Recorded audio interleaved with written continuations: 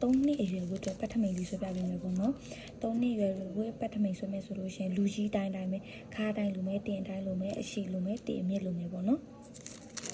အဲဒါဆိုရင်ပုံတင်နည်းလေးတစ်ချက်ပြောပြမယ်ဒီမှာကြတော့လေကလေးခါကြတော့ခါနဲ့တင်တိတ်မကွာခါနဲ့တင်တိတ်မကွာတဲ့အတွက်ခါကိုအခြေခံပြီးတော့မှပုံတင်နည်းလေးဆွဲမယ်နော်အဲဒါဆိုနံပါတ်1အချမ်းကခါကိုအစားနဲ့အပေါင်းတောက်စာက4စိတ်ပဲပေါင်းလိုက်မယ်နံပါတ်2အချမ်းကခါအစားနဲ့နော်3အချမ်းခါကြလို့ရှိရင်ခါအစားနဲ့အဲ့ဒီမှာတောက်စာကအမတို့လူကြီးကြရင်4ချောင်းဆွဲတယ်ကလေးမှာတော့အမတို့2ချောင်းပဲထည့်ဆွဲတယ်ဒါတော့ကိုယ့်သဘောပါ4ချောင်းဆွဲ2ချောင်းဆွဲရတယ်နော်အဲ့ဒါဆိုရင်အမတို့က2ချောင်းပဲဆွဲမယ်ဆိုရင်တောက်တစ်ချောင်းကို 0.6 နောက်တောက်တစ်ချောင်းလည်း 0.6 အမရေ6စိတ်ထိမဆွဲချင်ဘူးတစ်လက်မစီဆွဲချင်တယ်ဆိုလည်းရတယ်နော်တကယ်လို့2ချောင်းဆွဲရင်2လက်မပေါင်းမယ်4ချောင်းဆွဲရင်4လက်မပေါင်းမယ်ပြီးရင်နံပါတ်4ခါကြတော့ခါအစားနဲ့အပေါင်းတောက်စာ4လက်မပေါင်းမယ်ဒါကပုံတင်ကြီးဒါပဲပေါ့နော်ဒါဆိုရင်ဒါကိုအမတို့ထမိန်လို့သဘောထားလိုက်မယ်အပေါ်မှာချုပ်စာချန်ခဲ့မယ်အောက်ကအရှိကိုတိုင်းထားမယ်တစ်ခါတော့ဒါထမင်းရှိအဲဆိုလူကြီးလိုပဲပါသူကဒီနေရာမှာဒီချမ်းထားလိုက်မယ်ပေါ့နော်ဒါကနံပါတ်1အချမ်းဒါကနံပါတ်2အချမ်းနံပါတ်3လေးရနော်အဲဒါဆိုရင်ဒီမှာက1 2 3 4ဒါဆိုရင်ပထမဆုံးချက်မှာခါစား2ကို 0.4 ပေါင်းတာခါစား2ဆိုဒီမှာက10လက်မနဲ့2စိတ်အဲ့ဒါကိုတောက်စား4စိတ်ပေါင်းဒါဆိုရင်လူကြီးလိုပဲသူကခါစားမယ်ဆိုဒီထိပ်ကနေအောက်ကိုမတို့ကတလက်မဒါမှမဟုတ်ရင်တလက်မ2စိတ်စင်းနေဒီမှာလည်းတူတူပဲတလက်မဒါမှမဟုတ်တလက်မ2စိတ်စင်းနေပြီးလို့ရှိရင်ဒီမှာလာဆက်ထားမယ်ပြီးလို့ရှိရင်ဒီတစ်ချက်နံပါတ်1တစ်ချက်မှာခါစား2အပေါင်းတောက်စာ4စိတ်ပေါင်းထားတယ်ဒါဆိုတောက်ထူရမယ်ဆိုလို့ရှိရင်သူတို့နှစ်ခုတိုင်းပြီးလို့ရှိရင်တဝက်ဝင်မယ်ပေါ့နော်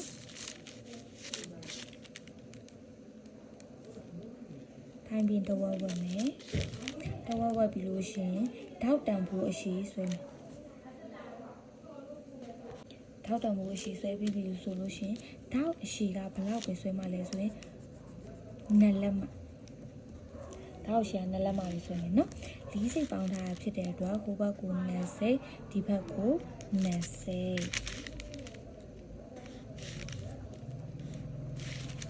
ဒါကနံပါတ်1အချက်နံပါတ်2အချက်မှာအမတို့ကခါစား2ပဲပုံတင်ကြီးတွက်ခဲ့တာမလားထောက်စာမထည့်တာဆိုတော့ထောက်ထူစရာမလိုဘူးနံပါတ်3ချက်မှာကခါအစား2အပေါင်းထောက်စာက 0.6 အဲ့လိုမျိုးပေါင်းခဲ့တာနော်ဒါဆိုရင်ထောက်ထည့်မယ်ဆိုရင်လူကြီးတိုင်းပဲသူကဒါလေးကိုတိုင်းပြီးရင်တဝက်ဝက်ကြမယ်ဒါလေးကိုတိုင်းပြီးတဝက်ဝက်မယ်တဝက်ဝက်ပြီးလို့ရှင်ဒီကြားထဲကအကွာအဝေးလေးကိုအမားတို့ကပြန်ပြီးတော့မှတွက်မယ်ပေါ့နော်အဲ့ဒါကလွယ်လွယ်လေးပဲဒီကြားနှစ်ခုရဲ့အကွာအဝေးနော်ကြားနှစ်ခုအကွာအဝေးကခါစားလေးထဲကနေတလက်မနှုံခါစားလေးကခါက20ခွဲကိုအစားလေးလောက်လိုက်လို့ရှင်ရင်ဒီ9လက်မနဲ့တစ်စိတ်အဲ့ဒီထဲကနေတလက်မနှုတ်လိုက်တော့4လက်မတစ်စိတ်ကျန်ဒါဆိုရင်ဒီရဲ့ဂျားတွေကအကွာအဝေးက4လက်မနဲ့တစ်စိတ်ဖြစ်မယ်နော်ကလေးတွေကြတော့လေဖင်လည်းမရှိရင်လည်းမရှိဆိုတော့ပြောရတာနည်းနည်းတော့ခက်တယ်အဲဆိုဒီဟာကပုံတင်ကြီးလေးနဲ့တွက်လိုက်ပို့လွယ်တယ်ပေါ့နော်ဒါဆိုရင်အမကထောက်နှစ်ချောင်းပဲထည့်မှာမလားထောက်နှစ်ချောင်းပဲထည့်မှာဆိုလို့ရှိရင်6စိတ်စီ6စိတ်ဆိုရင်ဒီမှာ6စိတ်6စိတ်အဲ့ဒါဆိုရင်ဒီမှာထောက်တံမှုကတင်အမြင့်တံမှုလေးရှိတယ်နော်ဒီမှာတင်မြင့်က4လက်မနဲ့6စိတ်ဒါဆိုရင်ဒီမှာ4လက်မနဲ့6စိတ်ထားလိုက်မလေး4လက်မနဲ့6စိတ်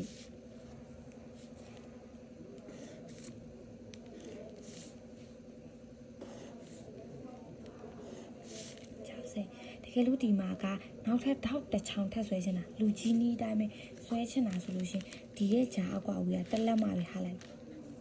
ဒီရဲ့ဂျာအကွာဝေးကတက်လက်မှပဲဟာပြီးတော့မှဒီဘက်ကိုထောက်လေးတွေထပ်ဆွဲရင်ရပြီပေါ့နော်ဒါကထောက်လေးချောင်းဆွဲရှင်တဲ့လူအတွက်ထောက်နှစ်ချောင်းဆွဲရှင်ဒီမှာပဲရပြီပြီးလို့ရှင်အလဲမှာအမားတို့ကခါလီနည်းနည်းလေးစားပြီးလိုက်ဘလောက်ပဲစားမှလဲဆိုရင်၄စိတ်ပဲစားမယ်ပြီးလို့ရှင်ဒီမှာနော်ခါလေးစားပြီးလိုက်ချင်နောက်ဆုံးတစ်ချမ်းကဒီနံပါတ်1တစ်ချမ်းမှလို့ပဲခါစားကတက်လက်မစားခဲ့တာလားတက်လက်မ2စိတ်စားခဲ့တာဒါဆိုဒီမှာလဲတက်လက်မဒါမို့တက်လက်မ2စိတ်လာစားလိုက်ရုံပဲပြီးရင်ဒီနံပါတ်4အချမ်းမှကြတော့ခါအစားနှစ်အပေါင်းတောက်စာ4စိတ်တွက်ခဲ့တယ်အဲ့ဒါဆိုရင်သူ့ကိုတိုင်း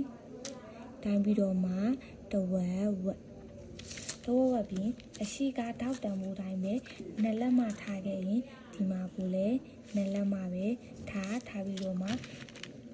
တောက်တံမိုးက4စိတ်ဆိုတဲ့အတွက်ဒီမှာ2စိတ်ဒီမှာ2စိတ်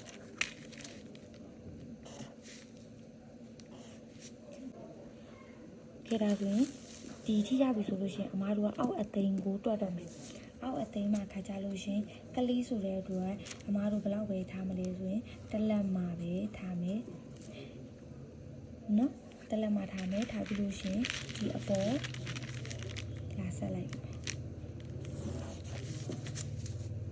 ဒီဘက်ကိုလည်းဒီဘက်မှာတက်လက်မှတင်ရင်ဒီဘက်ကိုလည်းတက်လက်မှပဲလာတင်မယ်